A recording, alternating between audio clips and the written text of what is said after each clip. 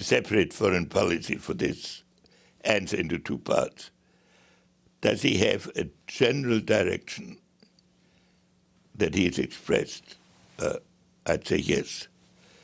Does he have a sense of tactical decisions of how he's going to reach these objectives? He will face some quite major challenges on a geopolitical scale.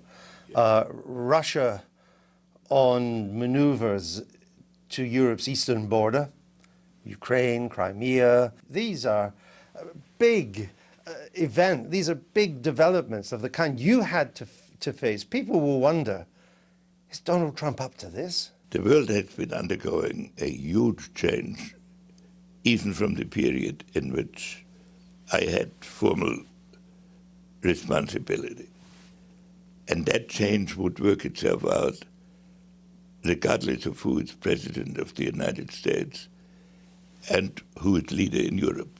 This will have to be faced. It is compounded by the fact that for about a year now, foreign policy has been on hold, in the sense that every country has been waiting for the result of the American election. And the result being so totally unexpected, they'll all have to go back to the drawing board, including we. So that is a fundamental challenge that any new president would have faced. Trump will face it in an especially acute way. But at the same time, you could say there are a number of issues that have not been looked at, namely how Russia adjusts to an international system in which it has lost a big part of its traditional empire, what the rise of China signifies. So the whole shift of the center of gravity of the world from the Atlantic towards the Pacific, a situation in the Middle East which is characterized by the absence of any agreed legitimacy for settling. This would have been on the agenda. Now, Trump has not engaged himself in foreign policy discussions up to now.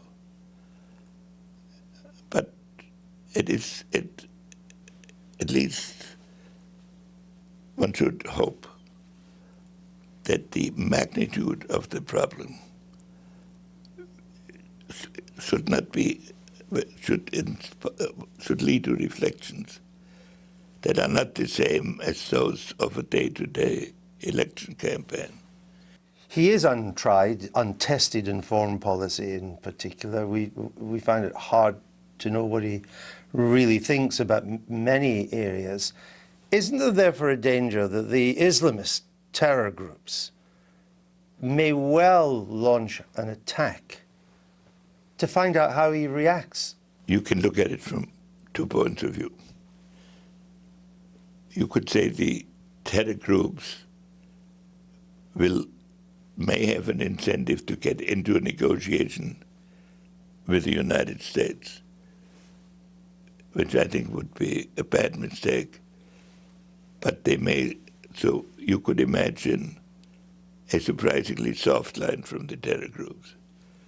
The more likely reaction will be to do something that evokes a reaction, that the terror groups judge will widen the split, whatever it is, between Europe and the United States and of America's image in the world.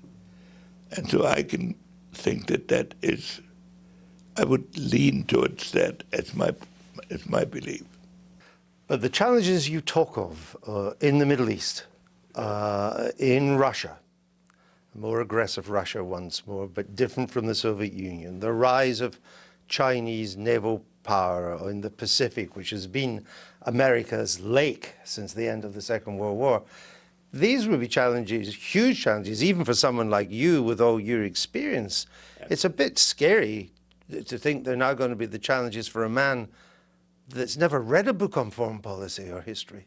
Well, he's now the President of the United States, and he will have to make the key decisions on which a great part of the future of the world depends. And I would say that that observers, including people like myself, owe him the opportunity to develop a concept that is related to the questions that you put. Many people in Europe are worried if this is the beginning of the end of NATO, if Mr. Trump means what he says. I really would appeal to people to give him a chance to develop in relation to a kind of foreign policy that he has not had to consider before. I don't claim that I have any special insight into what will in fact be the decisions. A lot of it will depend on the advisors. But after all, the linkage of Europe and the United States grew out of a historical experience. It wasn't the personal idiosyncrasy of individual presidents. And so the elements by which that security link was evolved will be given, must be given consideration. And all I suggest is that Europe doesn't approach it with a preconceived notion.